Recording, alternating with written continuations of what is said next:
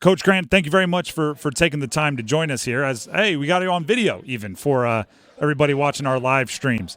We'll start with the big guy. You played DJ Burns twice this year. You held him under 50% shooting both times. Nobody in the NCAA tournament has done that yet. What's the trick? Well, the first thing is it's really hard to deal with DJ. But, I'm happy for him. When I was at College of Charleston, he was on campus as a ninth grader. So I've known DJ a lot of years. Saw when he went to Tennessee and then left and Winthrop. And so, I was really happy for him. But he's a load. You play him one-on-one. It's hard to stop him at his size and his kind of nimble. He's like a ballerina, So if you play him one-on-one, he know how to maneuver and get to where you want to go. And then if you double him, he's like a magician. He get it out and his teammates make threes. So it's really a hard matchup for anybody.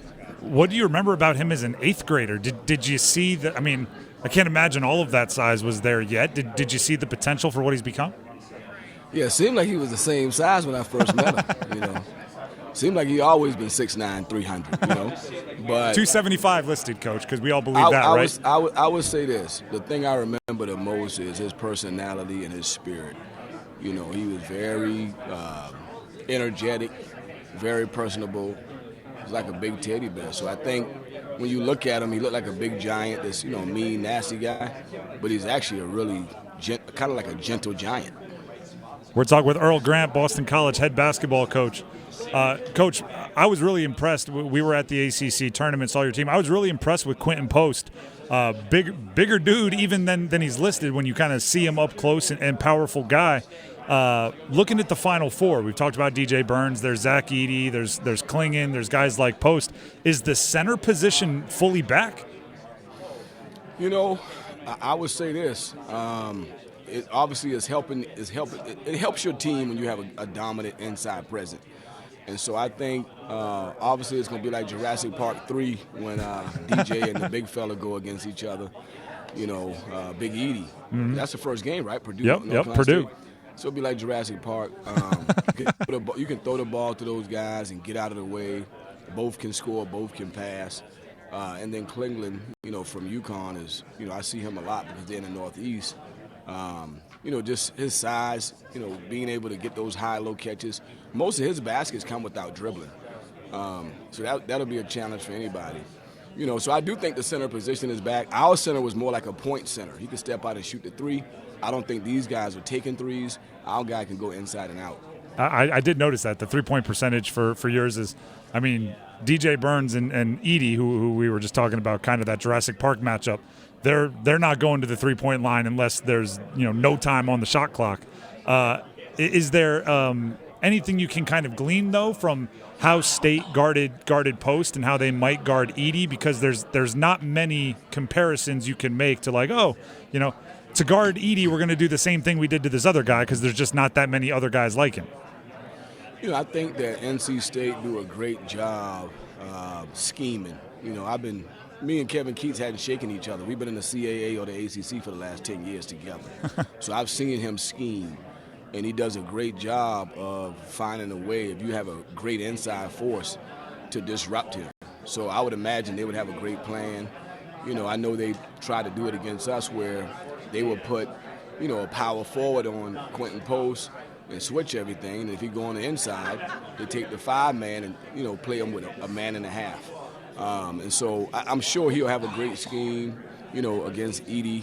And I also believe they'll try to pick up the full court press to make it hard to get it into him easy by pressuring the ball and forcing them perimeter players to work to get it up the court. You just made one of our callers' day. They suggested the exact same thing as far as picking up full press and having perimeter pressure make it difficult to even get it down into him. So, you're co-signing one of our callers. They're having the day right now getting that kind of approval.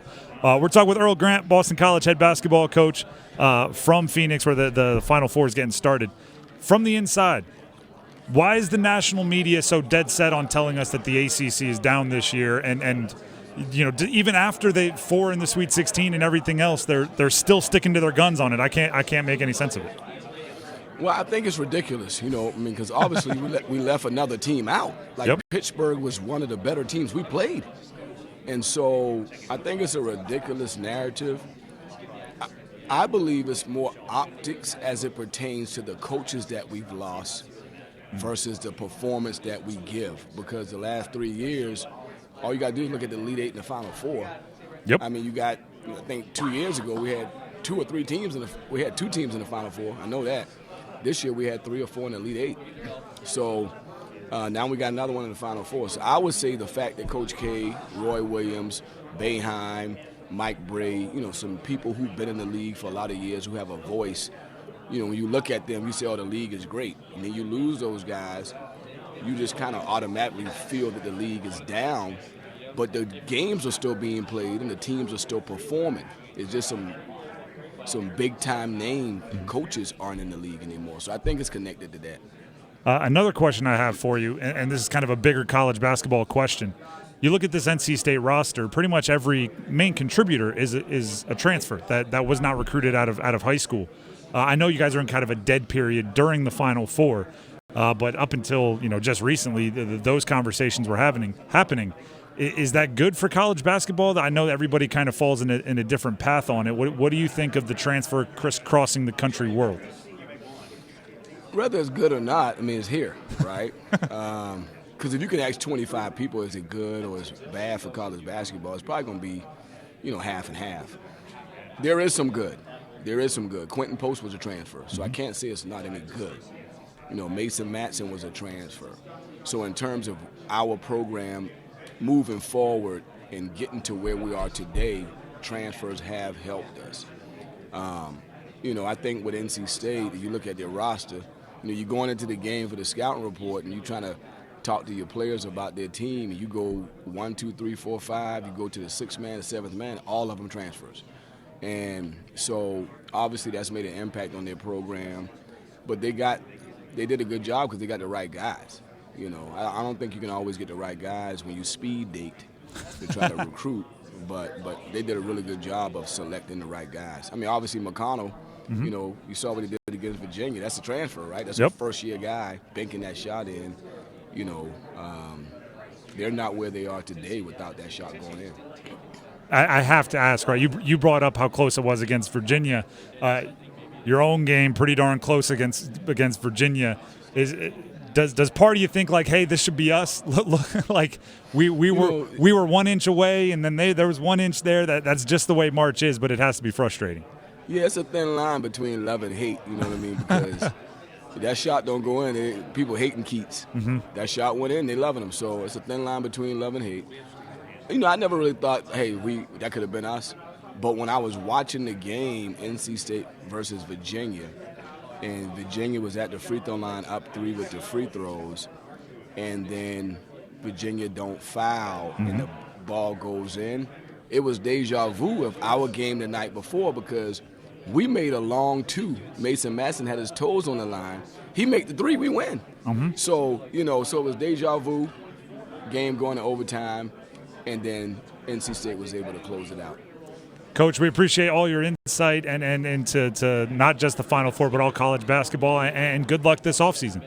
Appreciate it, man. Once again, that's Earl Grant, Boston College head basketball coach. That's a good example. Boston College is a good example of an inch could be a mile in college basketball.